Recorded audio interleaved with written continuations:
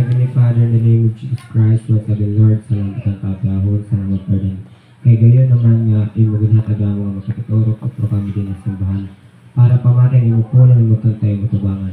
Lord, ginabukay mo yung aga nga pasalon mo kami ng him ng mga sala, nabot ng mga sala. Lord, di ka magproteksyon, di ka magpabot kaya nga pagbubuhat ng worship service sa mga aga. Ingatan ng Lord, ang pinaapong ni Sari, in Jesus' name we pray, Amen. Okay, good morning.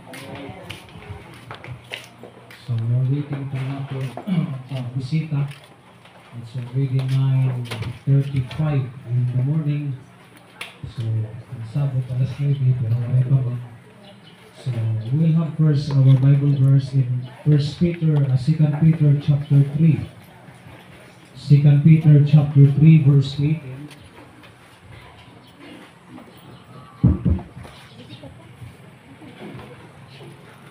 2 Peter chapter 3 verse 18, ada na? Nasingit po lang Ginoo, but grow in grace and in the knowledge of our Lord and Savior Jesus Christ. To Him be glory both now and forever. Nasingit po lang Ginoo, but grow in grace and in the knowledge of our Lord and Savior Jesus Christ. So, allow me to introduce na akong Sunday School this morning. How are we to grow? How are we to grow? Aanhon naton paglago or pagtubo. How are we to grow? So, we have the greatest example. We have the Lord Jesus Christ.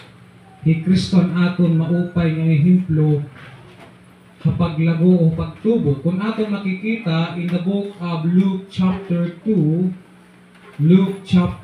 verse 40, Luke chapter 2 verse 40, ano na? Luke chapter 2 verse 40, kung imo kikita o bida, nasing ang pulang Ginoo in verse 40, and the child grow and wax strong in spirit, filled with wisdom, and the grace of God was upon him.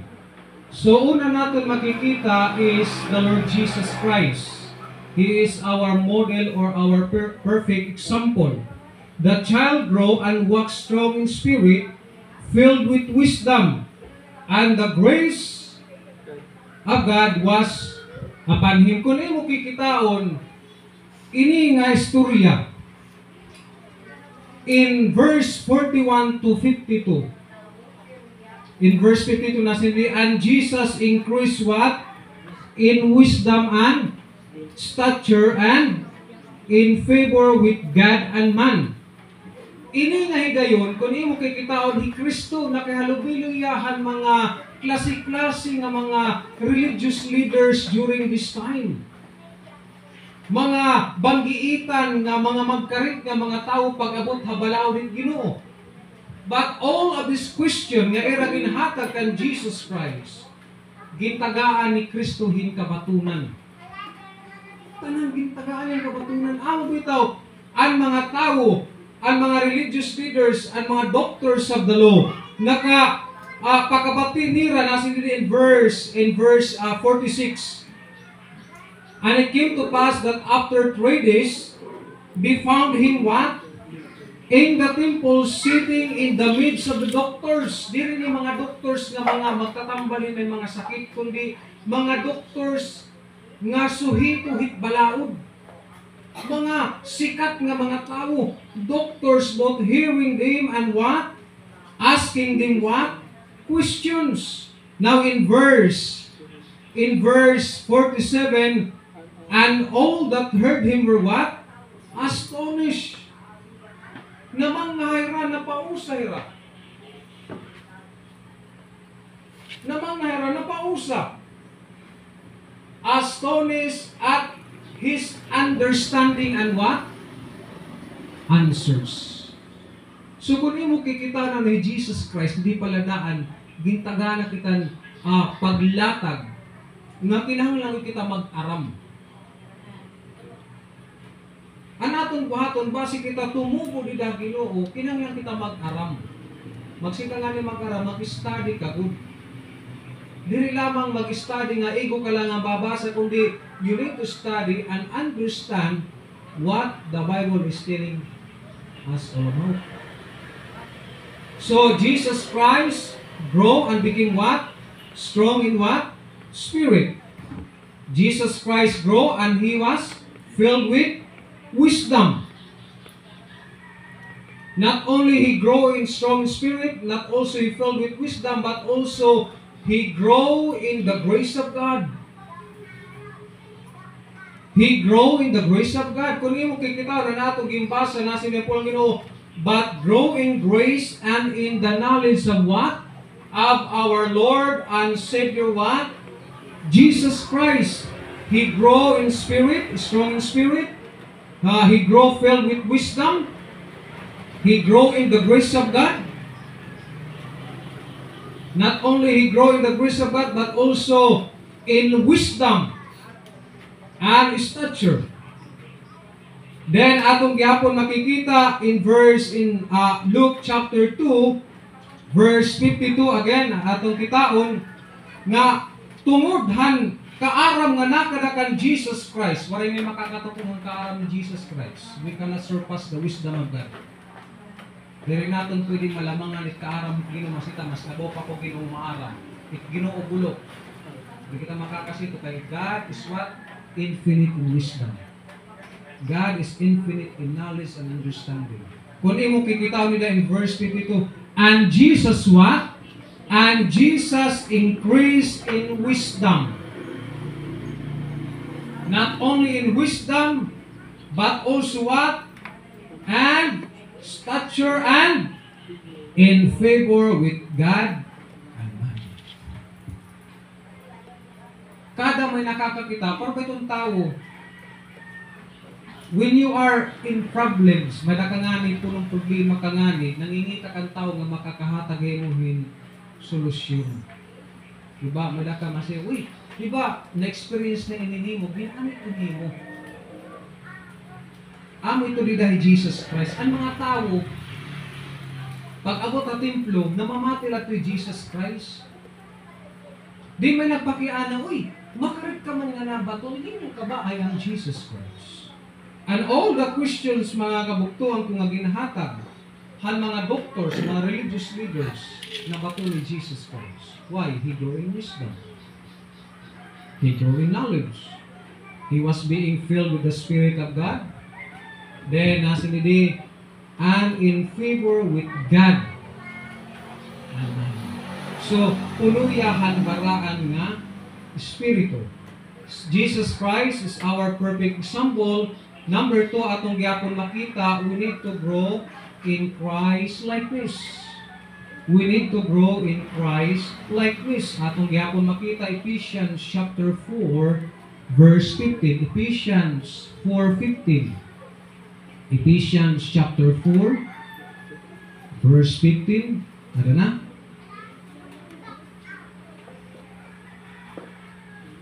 We need to grow in Christ likeness.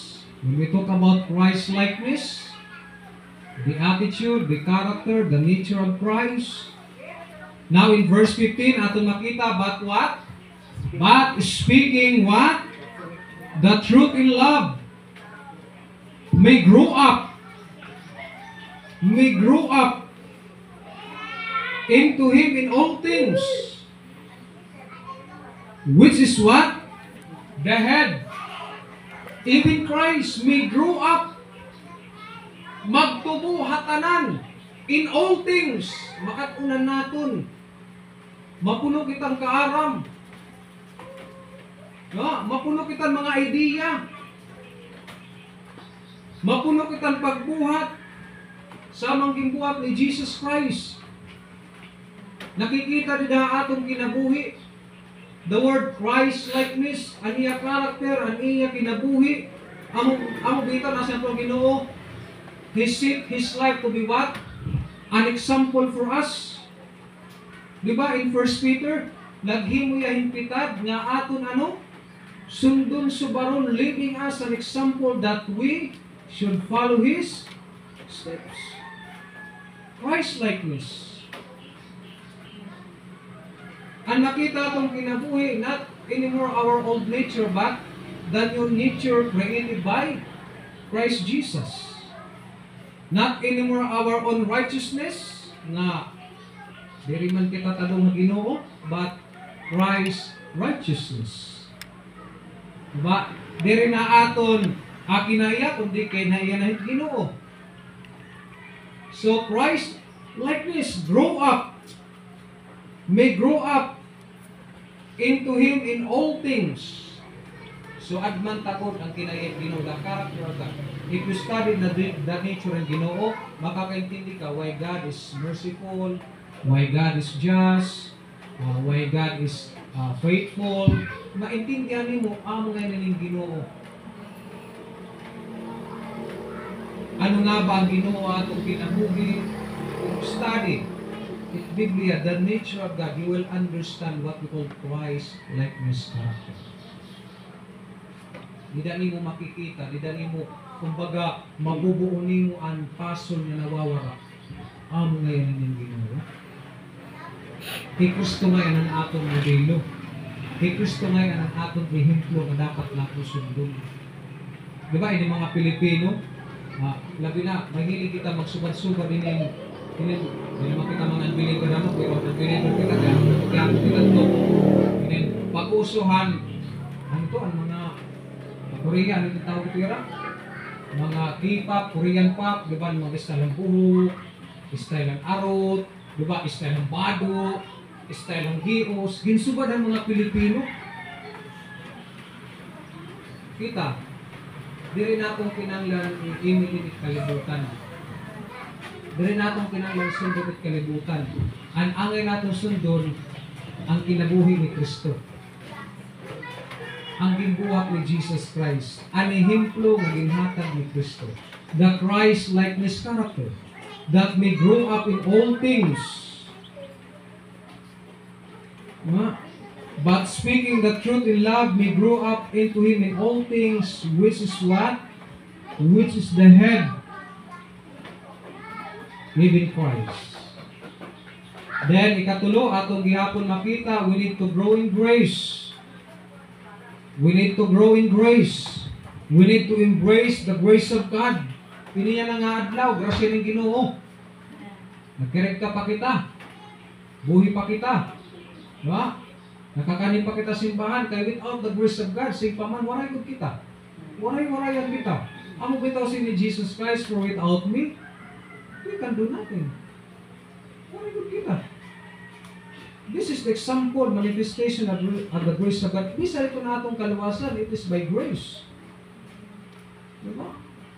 Di na gud kinahanglan naton magsakripisyo, magaguhago. Yan ang nasimana, magaguhago na natin yung mga believers. Iralat papatayin ni Jesus Christ. Humanalat nira pagpatay kang Kristo, iralat iglulubo, iralat babanhaon. Di ba kita na sa Ginoo? It grasya Ginoo na human na, kausala na mata ni Jesus Christ sa damo ka Hebrews. He sacrificed for the sins of the whole world. He sacrificed once. Di na natong kinanglan balik-balik ko naging buhat ni Jesus kaysa natin lang yung dumon. Remember, ano niya ginbuhat ito cross?